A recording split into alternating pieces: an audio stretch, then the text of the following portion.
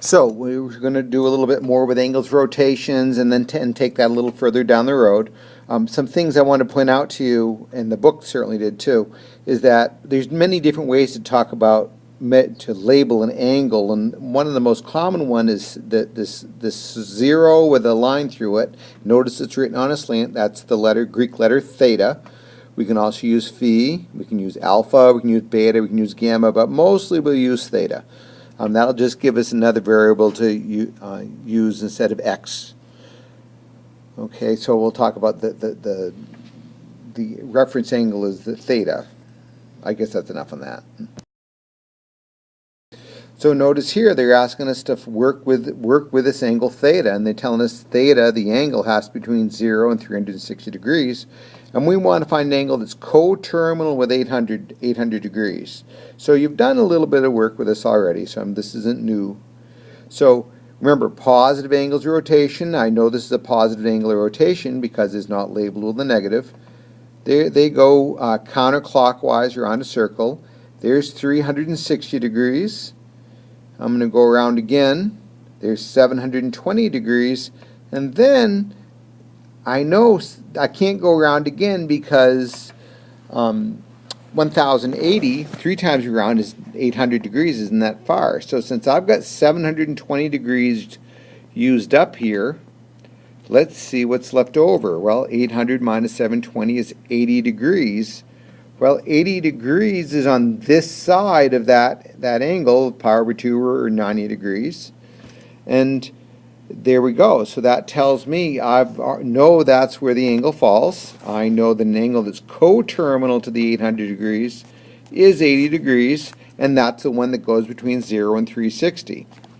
What I'll ask you for a minute here, what if I had told you from 0 to negative 360? What would the angle be?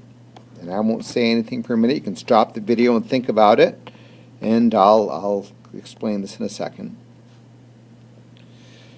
So a negative angular rotation is going to go this way, and that angle is coterminal right there. So how do I figure out what that blue angle is? Well, it's 360 degrees is one rotation, minus the 80 degrees, which is the red angle. And won't that tell me what that is? So what is that? 280 degrees, is it? And it'll have to be a negative angular rotation because I'm going that way. So an angle that's negative 280 degrees is also coterminal to that angle that's 800 degrees, or the angle that's 80 degrees. A lot of ways to think about it. So now that I've done that little warm-up with negative angles of rotation, they're asking me draw an angle of negative 45 degrees. Well, negative 45 degrees is right about there. Now they want me to find an angle that's between 0 and 360. So here's where I start at 0. Here's that terminal array. So how big is that red angle? Well, one full rotation is 360 degrees. We're going to subtract 45 from that.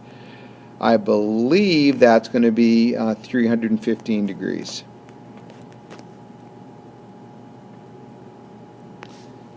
So again, here's an 870. So let's think about how many times I can go around. Well, 1 time is 360, 2 times is 720. 870 minus 720 is 150 degrees. So 150 degrees, there's 90 of it, and I know 180 is here, so that's going to be my angular rotation, and it'll be 150 degrees. So now we're dealing with the radian measure, and you folks are all pros with the radian measure now, and what we're going to do is we know that one full rotation is 2 pi. And now here's the deal that's different about radian measure. We really want to be working with fractions because they're much easier. So since I've got a fraction here that has a 4 for a denominator, I'm going to change 2 pi into a fraction that has 4 as the denominator. So what I'm really going to do is I got to think about equivalent fractions. So I've got 2 pi over 1 has to be the same as something over 4. So if you think about what the work you did years ago with equivalent fractions, in order to make that 1 4, I'm going to multiply by 4. I'm going to do the same thing with the numerator. What's 4 times 2 pi? Well, that's going to be 8 pi.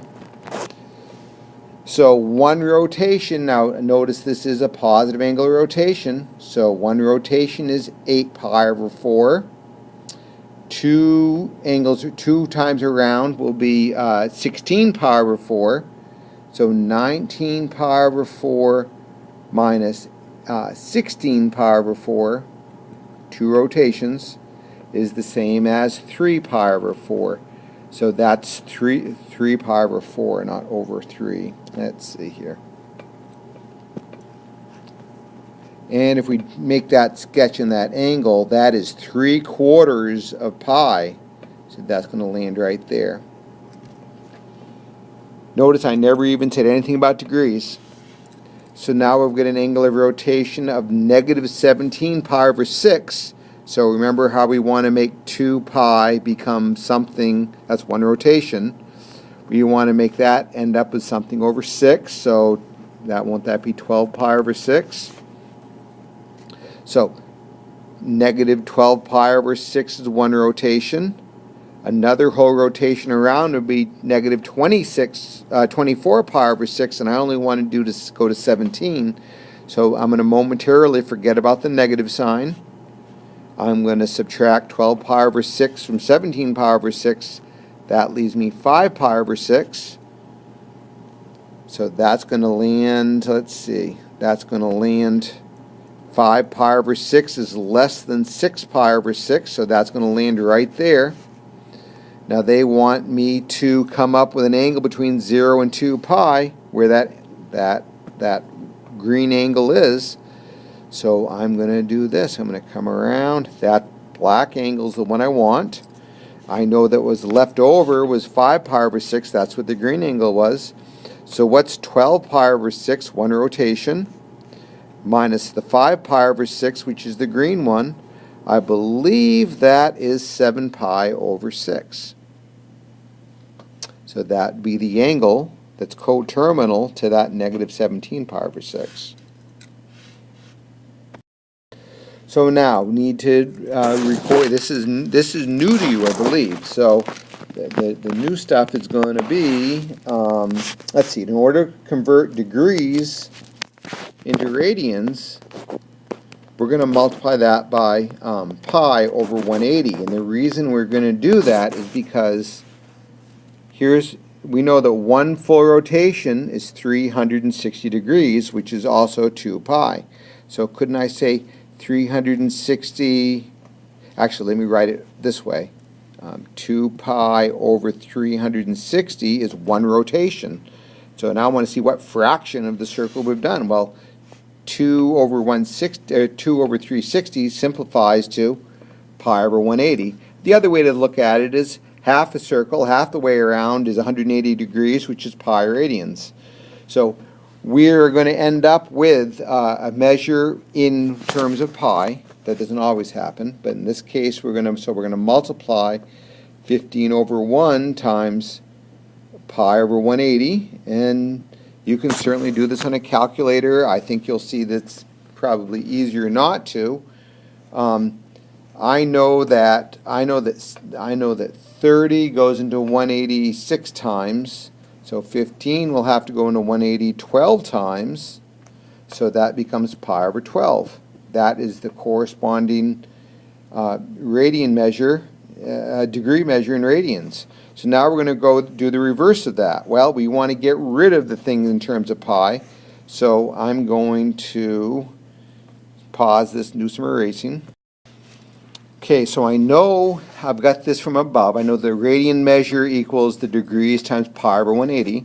Well, if I want to solve this equation for degrees, because that's what I'm looking for here is degrees, I'm going to multiply both sides by 180 over pi. So that's what you do. You take your radian measure, you multiply by 180 divided by pi, and that'll be your degree measure. So that's a formula you want to have on a sheet of notes or memorize it. So 7 pi over 10 times 180 over pi. Well, fortunately, the pi's cancel out. 10 goes into 180 18 times. 7 times 18 will be what? 70 plus 56. So isn't that 126? So 126 degrees is the equivalent of 7 pi over 10. So I know from geometry, from 8th grade math, that you know that the circumference of a circle is equal to pi times the diameter, or that the circumference of the circle is equal to 2 times the radius times pi, because the diameter is 2 pi. Now, 2 radians, 2 radiuses. So then I know what I want you to think about. If I want to find how long one full rotation is, a rotation of 2 pi radians, that's just times the radius. Well, what if I only want to go halfway around the circle? Well, isn't that radian measure 1 pi radians times the radius? So that'll be that arc length. If I want to do, if I only want to do 90 degrees worth, or pi over 2 times the radius will be the arc length.